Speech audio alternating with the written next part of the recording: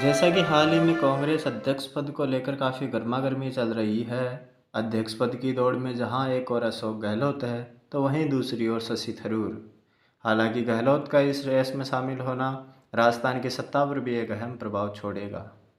अशोक गहलोत का कहना है कि वे राजस्थान की सत्ता के साथ साथ अध्यक्ष पद पर भी जाना चाहेंगे, परंतु जैसा कि राहुल गांधी ने पूर्व में कमिटमेंट किया था, एक आदमी एक पद। अब यदि गहलोत अशोक पद को चाहेंगे तो हो सकता है उन्हें राजस्थान की सत्ता छोड़नी पड़े और राजस्थान कांग्रेस की कमान सचिन पायलट के हाथों में हो। परंतु इसका फैसला तो 17 अक्टूबर को अध्यक्ष पद हेतु होने वाले चुनाव के बाद ही स्पष्ट होगा। क्या इन चुनावों के बाद राजस्थान की राजनीति का जादूगर केंद्र में दिखा पाएगा? जानते हैं कैसे एक सामान्य ओबीसी श्रेणी के सैनी समाज में बिलोंग करने वाला व्यक्ति उस समय सभी कांग्रेसी दिग्गजों को पछाड़ते हुए राजस्थान की राजनीति का जादूगर बना। अशोक गहलोत, जन्म 3 मई 1951, निवासी जोधपुर, पिता लक्ष्मण सिंह जो पेशे से सामान्य से जादूगर। प्रारंभ में अशोक भी अपने पिता के साथ स्टेज शो में छोटा मोटा जादू दिखाने जाया करते थे। यहीं अपनी स्कूली शिक्षा भी पूरी की। पढ़ने में भी होशियार थे, इसलिए स्कूली शिक्षा के बाद जोधपुर स्थित जय नारायण व्यास कॉलेज में बीएससी में स्नातक की शिक्षा ग्रहण करने हेतु गए। अपनी बीएससी की पढ़ाई के दौरान ही अशोक ने गांधी शांति प्रतिष्ठान भी ज्वाइन किया तथा गांधीवादी विचारों को ग्रहण किया। सन 1971 के दौरान जब लाखों की संख्या में शरणार्थी भारत आ रहे थे, तब गांधीवादी डॉक्टर सुब्बा राव शिविरों में ठहरे शरणार्थियों की सेवा में जुट गए, जिसमें एक 20 साल का लड़का अशोक भी उनके साथ था। वहीं शिविरों में एक बार इंदिरा गांधी का दौरा हुआ, जिस दौरान सेवा में लगे सभी व्यक्तियों में इस लड़के ने उन्हें काफ़ी आश्चर्यचकित किया।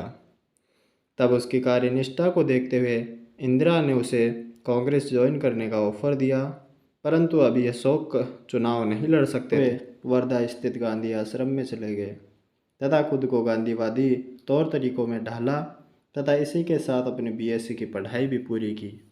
इसके बाद अशोक ने आजीविका हेतु जोधपुर के समीप पिपाड़ कस्बे में खाद बीज की दुकान की, परंतु कुछ समय भी कर दी तथा पुनः आगे की पढ़ाई हेतु एमए अर्थशास्त्र में दाखिला लिया।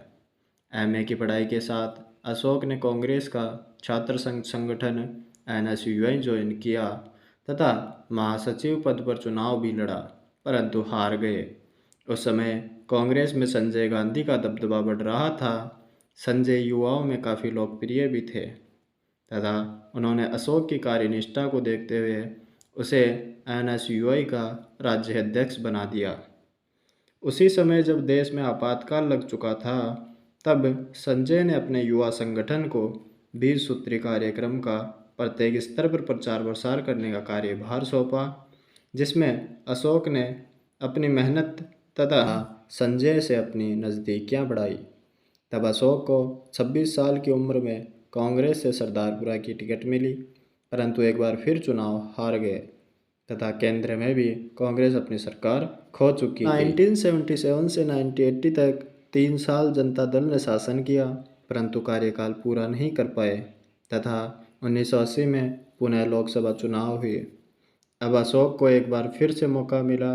तब अशोक ने जनता दल के बलवीर सिंह को 52,519 वोटों के भारी अंतराल से शिकस्त दी। यहाँ उन्हें कांग्रेस मंत्रिमंडल में भी जगह मिली तथा नागरिक उड्डयन मंत्रालय के उप मंत्री का पद मिला। परंतु अब भी अशोक के लिए दिल्ली से राजस्थान के सीएम बनने तक का सफ़र काफ़ी दूर था। उधर 1984 में इंदिरा गांधी की भी हत्या हो गई। इसके बाद राजीव गांधी की सरकार में खेल उप मंत्री भी बनाए गए तथा नरसिम्हा राव सरकार में 1991 से 93 तक केंद्रीय राज्य मंत्री का स्वतंत्र प्रभार मिला। 98 में जब राजस्थान में सीएम पद हेतु चुनाव होना था, तब कांग्रेस की कमान सोनिया गांधी के पास थी। उन्होंने अशोक को युवा कांग्रेस नेता के रूप में राजस्थान में कैंपेनिंग हेतु उतारा तथा कांग्रेस को भारी बहुमत के साथ जीत प्राप्त हुई।